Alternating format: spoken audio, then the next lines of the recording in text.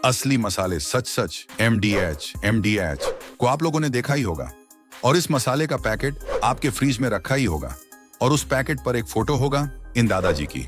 इनकी फोटो तो कई लोग जानते होंगे पर इनकी कहानी बहुत कम लोग जानते हैं। आज हम डिस्कस करेंगे कैसे इन्होंने एमडीएच को न सिर्फ देश में बल्कि विदेशों में भी इज्जत दिलाई है। तो आज की वीडियो में बात करेंगे महाशय धर्मपाल गुलाटी जी की। ये थे एक 5वीं पास टांगे वाले जिनका बंटवारे के समय घर, पैसा, दुकान सब पाकिस्तान में रह गया था। एक छोटी सी दुकान से इन्होंने मसाले बेचने की शुरुआत करी और एवरेस्ट के बाद देश का दूसरा सबसे बड़े ब्रांड के रूप में उभरे। न सिर्फ देश बल्कि 100 से ज्यादा देशों में भी इसको एक्सपोर्ट करते। धर्मपाल जी एफएमसीजी सेक्टर में हाईएस्ट पेड सीईओ बने 2017 में। इनको देश में पद्म भूषण सम्मान भी राष्ट्रपति ने दिया हुआ है। तो आज की इस वीडियो में बात करेंगे एमडीएच की शुरुआत कैसे हुई, कैसे उस समय के कंपटीशन को हराया, कैसे देश का दूसरा सबसे बड़ा मसाले का ब्रांड बनाया, कैसे 4.5 करोड़ पर डे के सेल पर पहुंचे और 100 से ज्यादा देशों में एक्सपोर्ट करने लगे। दुबई, लंदन में ऑफिस डाल दिया और आखिर इनको सैलरी कितनी मिलती थी, ये अपने एड में खुद क्यों आते थे और ये सैलरी जो मिलती थी उन सैलरी का करते क्या थे। शुरुआत से शुरू करते हैं कैसे बनी एमडीएच। और ये एमडीएच देखी जाए तो ये पार्ट 2 है। असली एमडीएच खुली थी 1919 में।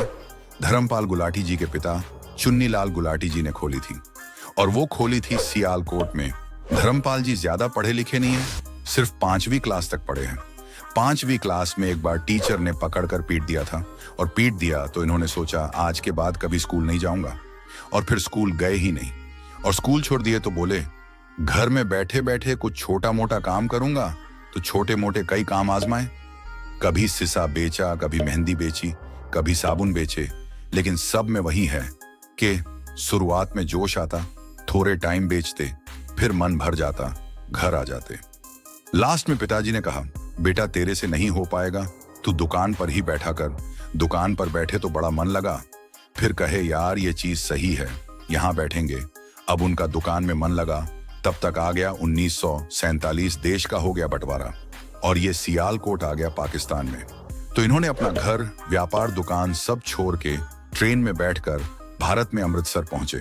वो एक बहुत दर्दनाक हादसा था।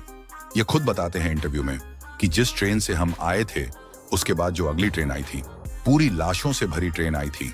यानी थोड़ी समय की देरी होती तो हम भी लाश बन चुके होते। तो अमृतसर से कुछ समय बाद दिल्ली पहुंचे तो वहां सोचे क्या काम करें, तो कुछ समय तक टांगा चलाया, लेकिन टांगा भी कुछ टाइम चलाए फिर वो भी छोड़ दिया। उन्होंने सोचा क्या काम करे जहां एक जगह टिक जाऊं। तो उन्होंने सोचा टिक कर मैंने एक ही काम किया है अपने पिताजी के दुकान पर। तो उस समय उन्होंने अपना टांगा बेचकर और जो थोड़े बहुत पैसे थे उससे इन्होंने अपने दुकान की शुरुआत की। उसका भी नाम इन्होंने वही रखा, महाशय दी हट्टी, 1948 में। और ये है महाशय दी हट्टी 2.0 और यहां से एमडीएच की शुरुआत होती है। तो इन्होंने दुकान तो खोल ली, लेकिन उस समय ये अकेले थोड़ी मसाले बेच रहे थे। उस वक्त बहुत लोग मसाले बेच रहे थे।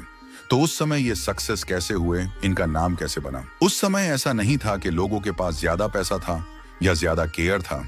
उस समय जितने भी लोग मसाला बेच रहे थे वो मिलावटी मसाला बेच रहे थे। हल्दी में कुछ और मिला दिया, कच्चा पक्का मसाला बेच रहे थे। उससे मसाले के दाम कम हो जा रहे थे और थोड़ा इनका पैसा ज्यादा बच जाता था। इनके पास ऑप्शन था, ये भी ऐसा कर सकते थे, पर इन्होंने सोचा ये हमारे सिद्धांतों के खिलाफ है। इन्होंने सोचा मैं सिर्फ बढ़िया क्वालिटी के मसाले बनाऊंगा। अब बढ़िया क्वालिटी के मसाले बनाओगे तो रेट जाएगा ऊपर और रेट ऊपर जाएगा तो कोई लेगा नहीं। और अगर रेट ऊपर नहीं करी, कम रेट पर बेचा और क्वालिटी अच्छी दी तो तुम्हारा पैसा नहीं बनेगा। तो इन्होंने सोचा पैसा ना बने तो ना बने, दुनिया 10 रुपए कमा रही है, मैं 5 रुपए कमाकर खुश हूं, लेकिन क्वालिटी अच्छी रखूंगा। तो इन्होंने बढ़िया क्वालिटी के मसाले ले आए, बिल्कुल मिलावट नहीं करी, सारी प्रोसेस खुद करी।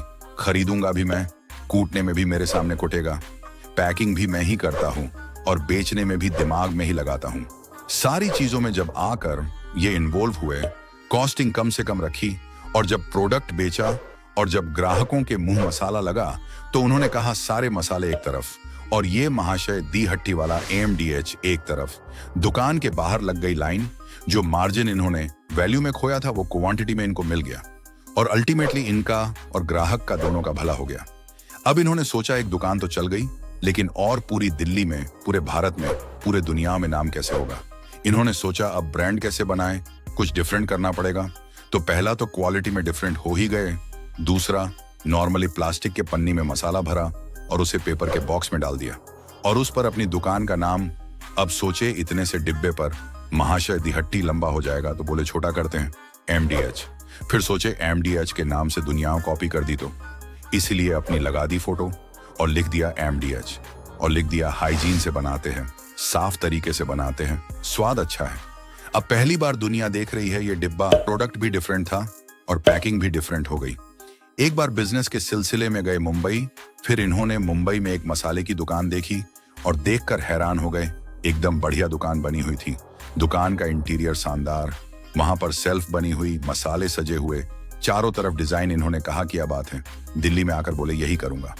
अब उन्होंने अपने दुकान की क्वालिटी को भी और अच्छा कर दिया। बड़ी दुकान खरीदी, बढ़िया इंटीरियर कराया और सारे प्रोडक्ट को बढ़िया से सजा दिया। अब देखा प्रोडक्ट भी अलग, पैकेजिंग भी अलग और दुकान भी अलग, तीनों का कॉम्बिनेशन मिलकर बन गया ब्रांड, हो गई पहचान। अब इन्होंने अपने मुंह से बोला बढ़िया बढ़िया बढ़िया, और जब तक बोलते रहे जब तक ग्राहक को रट ना गया। और जब कुछ समय बाद ग्राहक को रट गया कि हाँ यार बढ़िया तो है, फिर कंपनी ने बोलना बंद कर दिया। फिर ग्राहकों के जुबान पर चढ़ गया। फिर काम बढ़ने लगा तो फिर इन्होंने कहा यार मैं अकेला कितना प्रोडक्शन करूंगा। उन्होंने आउटसोर्सिंग चालू करी। अपने किसी दोस्त को बोला तू हल्दी पाउडर बना दे, किसी रिश्तेदार को बोला तू ये वाला मसाला बना दे। फिर बिजनेस में अपने साथ दोस्त को रख लिया कि यार दोस्त परचेस देख लिया करेगा, ये मेरे मामा जी का लड़का है, ये देख लिया करेगा। अपने दोस्तों को, परिवारों को बिजनेस में ले आए। अब हर आदमी के साथ अनुभव अच्छा नहीं होता। पता चला इनका जो दोस्त है जिसे परचेस डिपार्टमेंट में लाए थे, ये घटिया क्वालिटी के रॉ मटेरियल लेने लग गया। उसमें अपना कमीशन डाल लेता था कि हर परचेस पर कमीशन दो। फिर उधर जिस दोस्त को हल्दी की प्रोडक्शन दी थी, वो हल्दी में चने की दाल मिलाकर बेचने लगा। ये चीज अगर लंबे समय तक चलता तो इनका ब्रांड बनने से पहले ही खत्म हो जाता। लेकिन जैसे ही ये चीज हुई, थोड़े ही टाइम में इन्हें पता चल गया इसमें भी एक ट्रिक थी। ये क्या थे, शुरुआत से ही परचेसिंग का काम, ग्राइंडिंग का काम, पैकेजिंग का काम, सुपरवाइजिंग का काम ये खुद ही देखा करते थे। तो जब इन्होंने एक बार दो बार सैंपल में देखा, हाथ लगते ही, स्मेल करते ही पता चल गया कि कुछ तो गड़बड़ है।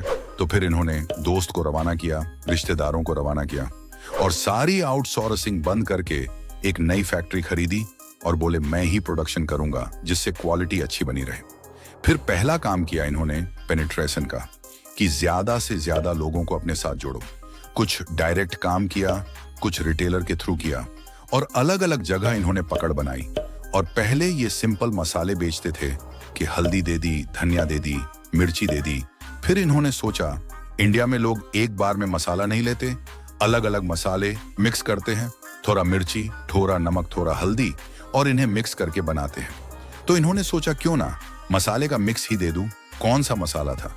पाव भाजी मसाला, छोले भटूरे मसाला, सांभर मसाला। तो अलग अलग चीजों में जो मसाले लगे उसके मिक्स बनाने लगे।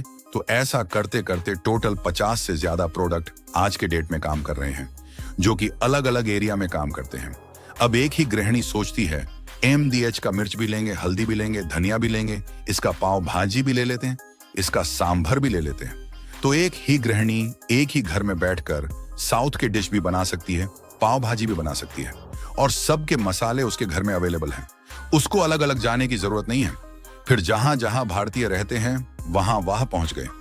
भारतीय तो पूरे विश्व में रहते हैं, इसलिए 100 से ज्यादा देश में ये अपने मसाले एक्सपोर्ट करते हैं। पहले दिल्ली में एक जगह बेचा, फिर पूरे दिल्ली को बेचा, फिर पूरे देश में बेचा, अब पूरे विश्व में बेच रहे हैं। अब बात करते हैं MDH के मार्केटिंग के बारे में। उस समय एक अखबार चला करती थी, प्रताप अखबार। उस प्रताप अखबार में MDH का एक एड दिया। कोई मसाले वाले एड नहीं दिया करते थे, इन्होंने पहली बार दिया, इंस्टेंट हिट रहा। दुकान के आगे जो भीड़ लगी थी उनमें थोड़ा योगदान प्रताप का भी था। फिर जब थोड़े पैसे आने लगे, थोड़ा बिजनेस आगे बढ़ने लगा, तो उन्होंने कहा पूरे इंडिया पर पकड़ बनानी है तो टीवी पर एड शूट करना पड़ेगा।